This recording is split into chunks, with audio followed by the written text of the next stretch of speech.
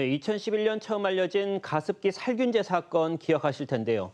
당시 살균제에 노출된 소비자들은 폐질환이 발생해 사망하거나 지금까지 치료를 받고 있습니다. 최근 대법원이 문제 살균제를 제조 판매한 회사의 손해배상 책임을 처음으로 인정했는데요.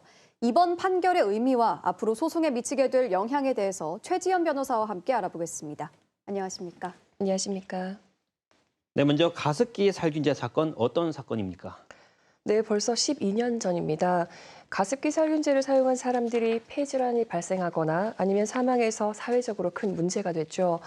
질병관리본부는 당시에 가습기 살균제 사용과 폐 손상과의 인과관계를 확인하고 2011년 11월 사용 중단을 강력 권고하고 수거를 명령했습니다. 네. 정부는 폐손상조사위원회를 구성해서 신고 사례에 대한 조사를 진행했는데요. 인과관계가 거의 확실해서 거의 없음까지 1등급에서 4등급까지 나눠서 판정했습니다. 지역에서도 관련 피해가 컸는데 지난 20일 한국환경산업기술원 가습기 살균제 피해 지원센터의 자료에 따르면 대구 경북 지역의 가습기 살균제 피해 신고자는 2023년 7월 31일을 기준으로 총 646명으로 피해 신고자의 25%인 161명은 사망했고 생존자 485명은 후유증에 시달리는 것으로 나타났습니다. 그리고 이 중 피해 구제 인정을 받은 사람은 415명이었습니다. 네, 최근에는 대법원이 가습기 살균제 제조 판매사의 손해배상 책임을 처음으로 인정했다고 하는데 구체적으로 어떤 사건이었는지 말씀해 주시죠. 네, 이 사건의 원고였던 김 씨 역시 2007년 11월부터 2011년 4월까지 옥시 회사의 가습기 살균제를 사용했다가 2013년 간질성 폐질환 진단을 받았습니다. 네. 김 씨는 질병관리본부로부터 3등급 판정을 받았는데요. 여기서 3등급은 가습기 살균제 노출의 영향을 완전히 배제할 수는 없지만 다른 원인을 고려할 때 가습기 살균제로 인한 폐질환 가능성이 낮다는 것을 의미하거든요. 네.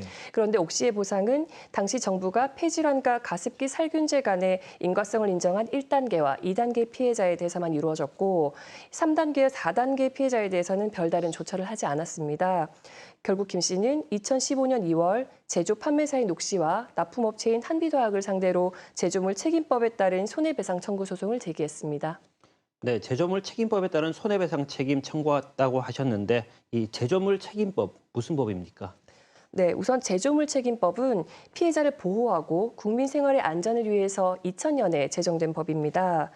제조물 결함으로 발생한 손해에 대해서 제조업자의 배상 책임을 규정한 법인데요. 네. 크게 안전하게 제조되지 않은 점에 대한 제조상의 결함, 그리고 합리적인 대체 설계를 하지 않아서 손해가 발생한 설계상의 결함, 그리고 마지막으로 합리적인 설명이나 지시 경고, 또 그 밖에 표시를 했더라면 피해나 위험을 줄이거나 피할 수 있는 표시상의 결함, 이 세 가지로 나눠집니다. 가습기 살균제 사건은 제조상의 결함이 특히 문제가 됐었는데요.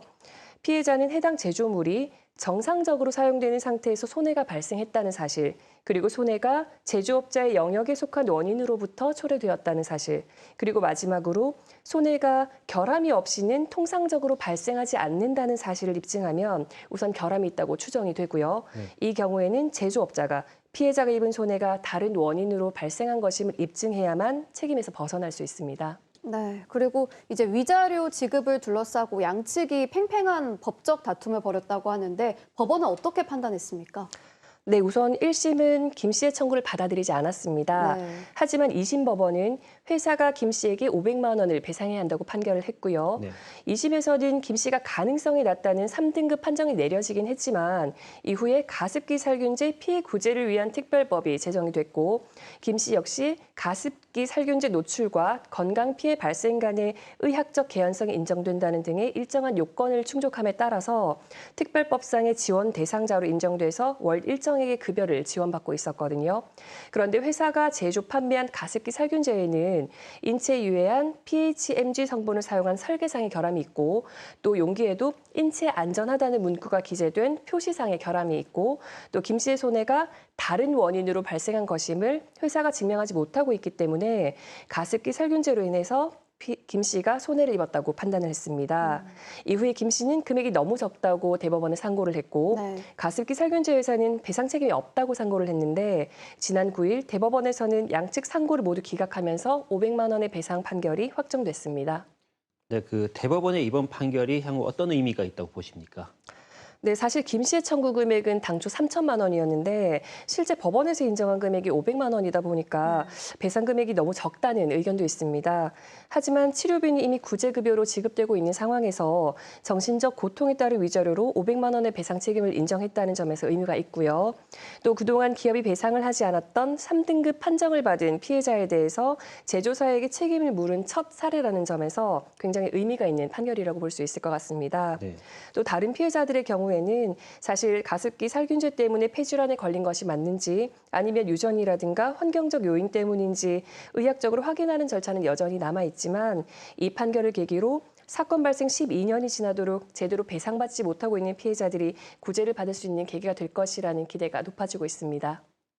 네, 친절한 법 오늘은 가습기 살균제 사건과 관련한 소송 결과를 짚어봤습니다. 오늘 말씀 고맙습니다.